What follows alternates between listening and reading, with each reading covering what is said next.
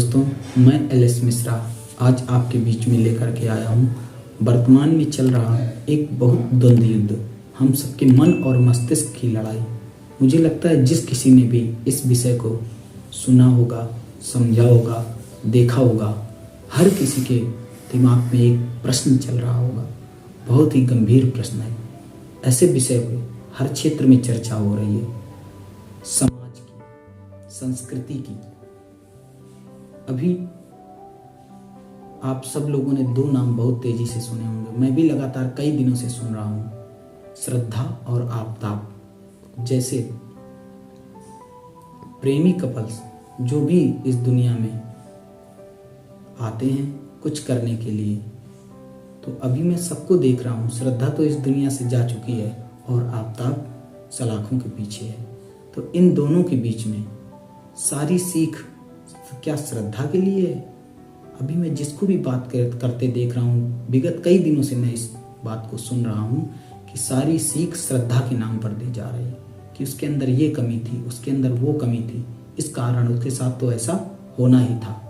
लेकिन क्या आप लोग आफताब जैसे लड़कों के लिए कोई सबक क्यों नहीं दे रहा है? आफताब अमीन पूनम वाला की शक्ल देखकर हम और आप हैरान हैं। फिर उसके प्यार में पड़ी श्रद्धा उस पर एतवार कैसे न करती? वह तो खुद को हीर और उसे रांझा मानकर चल रही थी। आखिर किसी को प्यार में परखने की क्या निशानी है? सामने से वह तो हमें अपना सा ही लगता है। श्रद्धा वाकर को कैसे पता चलता कि आफताब अमीन पूनम वाला उसके साथ क्या करने वाला है? वह आफताब को दूसरे मुस्लिम लड़कों से अलग समझती थी। वह है भी तो कूल टाइप का, स्मार्ट, हैंडसम, स्किल्ड यूट्यूबर जो खुद को आज के ज़माने का लड़का कहता है। वह दाढ़ी भी सामान्य लड़कों की तरह रखता है। वह दिखने में शांत और भोला। उसकी शक्ल देखकर हम और आप हैरान हैं। फिर भी उसके प्यार में पड़ी श्रद्धा उस पर कैसे एतबार ना करती? आखिर किसी को प्यार में परखने की क्या निशानी है? सामने से तो वह हमें अपना सा ही लगता है। अगर ऐसा होता तो दुनिया में इतने लोगों को प्यार में धोखा न मिलता। अभी आफताब भी श्रद्धा से कहता होगा कि मैं दुनिया के बाकी लड़कों जैसा नहीं हूँ, मैं सिर्फ तुमसे प्यार करता हूँ और मरते दम तक करूँगा। तुम फालतू का शक मत किया करो, ऐसा काम ही है मेरा। अब काम धंधा छोड़कर घर में बैठने से तो गुजारा नहीं होगा। उसकी ऐसी बातें सुनकर श्रद्धा भी गुलगुल हो जाती होगी और एक बार फिर उस पर भरोसा करने लग जाती होगी। असल में श्रद्धा एक भ्रम में जी रही थी जिसे कभी टूटने नहीं देना चाहती थी। उसके लिए उसकी ख्याली दुनिया ही हकीकत थी जिसमें वह अपने आप को आफताब की पत्नी के रूप में देखती थी। वह खुद को हैप्पी कपल का हैशटैग देना चाहती थी। मगर सच यह है कि जिंदगी की हकीकत सोशल मीडिया के कीवर्ड से काफी अलग है। वह खुद को पूरी तरह आफताब को सौंप चुकी थी। जब आफताब उस पर चिल्लाता होगा, हाथ छोड़ता होगा, तब वह सोचती होगी अभी वह गुस्से में है, अभी उसका मूड खराब है, वरना वह ऐसा नहीं करता। वह थोड़ी देर नाराज भी होती होगी और मगर एक बार फिर आफताब प्यार से बोलता होगा, वह फिर पिघल कर उसे माफ कर देती होगी। वह कहती होगी कि अब तुम दोबारा ऐसा तो नहीं करोगे? वह हाँ बोलता होगा और वह खुश हो जाती होगी। श्रद्धा को कोसने वाले इस बात को क्यों नहीं समझते कि कौन सी लड़की खुद को मारने के लिए किसी और के हाथों में खुद को सौंपेगी? वह जानबूझकर ऐसा तो नहीं करेगी। जो लड़की जिंदा दिल थी, जिसे दुनिया घूमने का शौक था, वह भला अपनी जिंदगी तो ऐसे खत्म नहीं करना चाहती होगी। उसकी आंखों में कुछ सपने या कुछ अरमा थे जिसे वह पूरा करना चाहती थी। मगर असल में वह आफताब के प्यार में ऐसी बावरी हुई कि उसे कुछ और ना सूझा। वह खुद को उस प्यार के आगोश में रखना चाहती थी। प्यार होने के बाद एक टाइम ऐसा आता है जब चाह कर भी हम सामने वाले से दूर नहीं हो पाते। उसकी गलतियों को बर्दाश्त करने की आदत लग जाती है।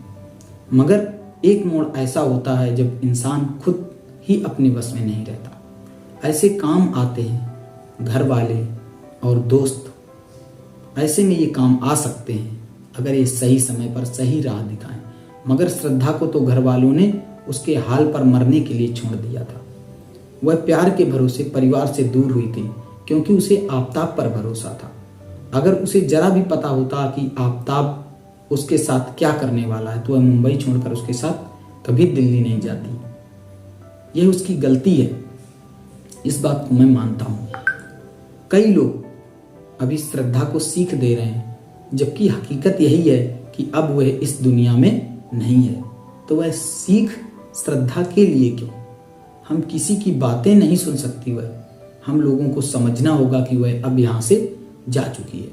जब भी कुछ गलत होता है तो लोग वन साइड गलती निकालते हैं, और रेप हो गया तो लड़की के छोटे कपड़े पहन रखे थे, तलाक हो गया तो भी महिला की ही गलती निकालते हैं। कुछ लोग तो यह भी कह रहे हैं कि अच्छा हुआ मर गई, गलत लोगों के साथ गई थी, सबक मिल गया।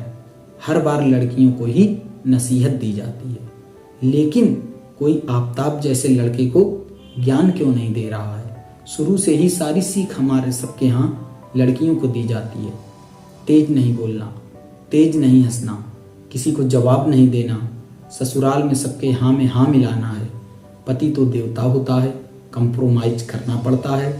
परिवार ज़्यादा जरूरी है, रिश्ते को संभाल कर रखना है, किसी को ना नहीं कहना है, बर्दाश्त करना सीखना है, माफ़ करना सीखना है, घर को जोड़ कर रखना है। लड़कियों को क्या सिखाना जरूरी है, आज मैं इस पे बात करूँगा कि जिसके साथ अभी जो घटना हो गई वह तो हमारे लिए पीछे छूट गई। श्रद्धा अब इस दुनिया में नहीं है, तो उसे सीख देने की बजाय हम लोग अपने घर में सीख दें, शिक्षा दें। हम सबके घरों में बहनें हैं, बेटियां हैं, उनको सुरक्षित करने के लिए उनको कुछ सिखाना जरूरी है। पीछे जो कुछ भी हुआ वह सारी श्रद्धा की गलती थी, त्रुटियां थी, लेकिन अब उन त्रुटियों को दोहराने से कुछ नहीं होने वाला। लेकिन उसमें बदलाव या परिवर्तन तब हो सकता है जब हम आगे के लिए अपना माइंड सेट करें। खराब रिश्ते से बाहर निकल आना, चाहे वह प्रेमी हो या पति, हमें अपने घर में बच्चियों को सिखाना है। कभी भी अगर आप खराब रिश्ते के टच में आते हैं तो बेझिझक उससे बाहर निकलना, चाहे वह पति हो या प्रेमी। अगर उसका बर्ताव सही नहीं है तो आप उससे बिना सोचे समझे अलग हो जाना। किसी का अत्याचार मत सहना। दूसरा पॉइंट, ना कहना जरूरी है। हर किसी की बात को नहीं मान लेना है। किसी को खुद पर हाथ मत उठाने देना। अपने यहाँ यह संस्कृति रही है, कभी भी स्त्रियों पर हाथ नहीं उठाया जाता है, और जहाँ पर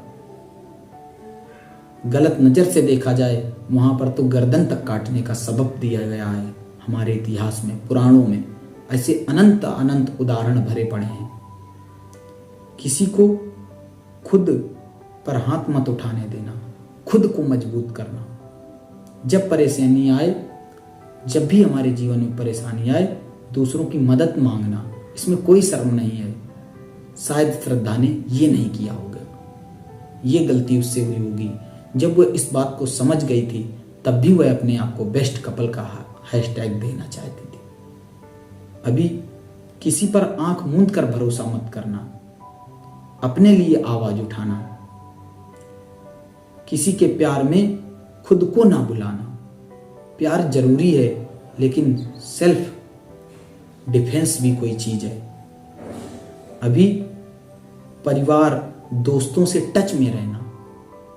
जब भी हम प्यार करना हमारे जीवन में उतनी बड़ी गलती नहीं है जितनी बड़ी गलती यह है कि जब भी हमें प्यार हो तो हम परिवार से और दोस्तों से टच में ना रहें, उनको भूल जाएं प्यार के आगे। यह बहुत बड़ी गलती है।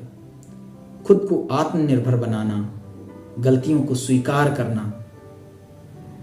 हमसे अगर गलती हो गई, 4 कदम कहा जाता, अगर दिन का भूला शाम को घर आ जाए तो उसे भूला नहीं कहते। ये गलती की है श्रद्धा ने, ये हमें सीखना होगा, ये समझना होगा। मुझसे गलती हुई, आपसे गलती हुई, किसी से भी गलती हो सकती है, लेकिन उस गलती को स्वीकार कर लेना, लाइफ में मूव ऑन करना बहुत जरूरी है। अभी आफताब जैसे लड़कों को सीख क्यों नहीं दी जाती? एक आफताब की वजह से सभी लड़कों को दोष देना गलत है, मगर लड़कों को लड़कियों की तरह बचपन से कुछ बातें लड़कों को भी सिखाने की ज़रूरत है। हम सभी के लिए, अगर हम वर्तमान में इस भाग दौड़ भरी जिंदगी में कुछ उन्नति के मार्ग खोजना चाहते हैं, कुछ मनुष्यत्व की बात करना चाहते हैं, गलतियां होती हैं सबसे, लेकिन एक ही को कोसना गलत है। यहाँ पर दोनों की गलती हो सकती है। अभी लड़कों को कुछ सिखाना है। हमारे घर में बच्चे हैं, लड़के हैं, भाई हैं, जितने भी लोग हैं, मैं उनसे भी कहना चाहूँगा, महिलाओं का सम्मान करना हमें सिखाना होगा अपने घर के बालकों को। पत्नी या प्रेमिका पर हाथ ना उठाना, लड़कियों को अपशब्द ना कहना, उन पर गुस्सा ना करना, पुरुषवादी सोच ना रखना, महिलाओं को अपने बराबर समझना, घर के कामों में हाथ बटाना, पार्टनर को अपनी प्रॉपर्टी ना समझना। ये सारी गलतियां आफताब ने की हैं। ये उसकी भी गलतियां हैं। पत्नी या प्रेमिका को धोखा ना देना, अपनी गलती को स्वीकार करना। जब से यह घटना सामने आई है, तब से कुछ लोग सोशल मीडिया पर श्रद्धा को सीख दे रहे हैं। उन्हें ये बात करना चाहिए था कि उसे वो करना चाहिए था जो कोई नहीं कह रहा, कि आफताब को ये करना चाहिए था, आफताब को वो करना चाहिए था। कोई आफताब को सीख क्यों नहीं दे रहा? श्रद्धा मर गई है, फिर भी उसकी गलती गिनाई जा रही है। बताया जा रहा है कि श्रद्धा ने कैसी गलती की, कैसे माँ बाप की बात नहीं मानी, इसलिए उसका कत्ल हुआ। असल में आफताब के ऊपर लिखा जाना चाहिए था, वह कितना वैसी है, वह कितना दरिंदा है। उसे श्रद्धा के साथ गलत नहीं करना चाहिए था, उसे श्रद्धा का भरोसा नहीं तोड़ना चाहिए था, उसे श्रद्धा को अपने प्यार के जाल में नहीं फंसाना चाहिए था, उसे श्रद्धा का माइंड वॉश नहीं करना चाहिए था, उसे श्रद्धा के दिल और दिमाग से नहीं खेलना चाहिए था, उसे श्रद्धा को परिवार से दूर नहीं करना चाहिए था। श्रद्धा की गलतियां थी कि उसने एक ऐसे इंसान से प्यार किया जो एक छलावा था, मगर आफताब ने तो सारी सीमाएं लांघ दी। इसलिए कुछ सीख श्रद्धा के लिए नहीं, आफताब जैसे लड़कों के लिए होनी चाहिए थी। हमारे यहाँ अभी भी दशहरा का त्योहार मनाने की परंपरा है। बुराई के ऊपर अच्छाई की जीत। रावण को जलाया जाता है क्योंकि वह दुष्ट था, उसने दुष्टता की सारी सीमाएं लांघ दी, उसने सीता माता का हरण किया। अभी इसमें सीता माता की क्या गलती थी? और उस दुष्ट रावण को आज भी जलाया जाता है। इसलिए इस सोच से बाहर निकले।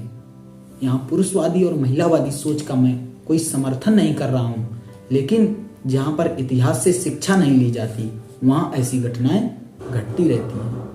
अभी हम लोगों के बीच में महाभारत के उदाहरण हैं, आप देख लीजिए। सभी लोग कहते हैं, मैं कई लोगों को सुनता हूँ कि लोग कहते हैं कि अगर द्रौपदी ने दुर्योधन को अंधे का पुत्र अंधा ना कहा होता तो शायद कभी महाभारत नहीं होता। अभी मैं इसी बात को कुछ दूसरे तरीके से पेश करके कहना चाहूंगा कि महाभारत का युद्ध तो होना ही था। क्यों? क्योंकि दुर्योधन के अंदर ये बुद्धि नहीं थी। अगर उसको द्रौपदी ना कहती तो कोई और कहता। अगर मुझे किसी ने गधा कह दिया तो सिर्फ मुझे अपनी पूंछ देख लेनी चाहिए पीछे घूम करके कि क्या मेरे पूंछ है। अगर नहीं है तो मैं गधा नहीं हूं। तो दुर्योधन को क्या अपने ऊपर विश्वास नहीं था? उन्होंने कहा अंधे का पुत्र अंधा, और इतनी बात के पीछे इतना बड़ा महाभारत कैसे हो सकता है? क्योंकि दुर्योधन ने ऐसा माइंड सेटअप रखा था। तो कभी भी एक तरफा किसी की गलती ना निकालें और इतिहास से सीखें। वर्तमान में जीवन जीने की कला अपनी बच्चियों को, अपने बच्चों को सिखाएं। सुरक्षित रहें, सफल बने। कभी भी जीवन में ऐसे बहुत अनुभव आएंगे। अभी ये हम सब लोगों के बीच में बहुत बड़ा विषय चल रहा है, इससे भी सीखें। जो गलती हो गई उसको कोसने से कुछ नहीं होगा। हमारे बाहर क्या चल रहा है ये उतना मायने नहीं रखता जितना हमारे अंदर क्या चल रहा है। ये मायने रखता है। तो हमें अपनी सोच बदलनी होगी, हमें अपनी समझ पे विश्वास करना होगा। और मैं आप लोगों से ये बात कहना चाहूँगा कि यहाँ पर जितने भी लोगों ने इतिहास से सीखा है, समझा है, बदलावों को स्वीकार किया है, अभी जो हो गया इसमें श्रद्धा की भी गलती थी, लेकिन सारी गलती श्रद्धा की ही नहीं थी। उन्हें हमारे यहाँ बहुत बहुत ऐसे युद्ध हुए हैं। अलाउद्दीन खिलजी ने पद्मावती ने कौन सी गलती की थी कि उन्हें अग्नि में जलना पड़ा? कोई गलती नहीं की थी, लेकिन अलाउद्दीन जैसे वहशी दरिंदे ने वहां पर भी जाकर के पूरे राज्य पर आक्रमण किया। तो इन वहशी दरिंदों के वहशीपन को समझना हमें सीखना होगा, समझना होगा। और अगर आज का टॉपिक आपको अच्छा लगा हो तो लाइक, शेयर और कमेंट करें, विचार करें। चैनल को सब्सक्राइब करना ना भूलें। नमस्कार दोस्तों।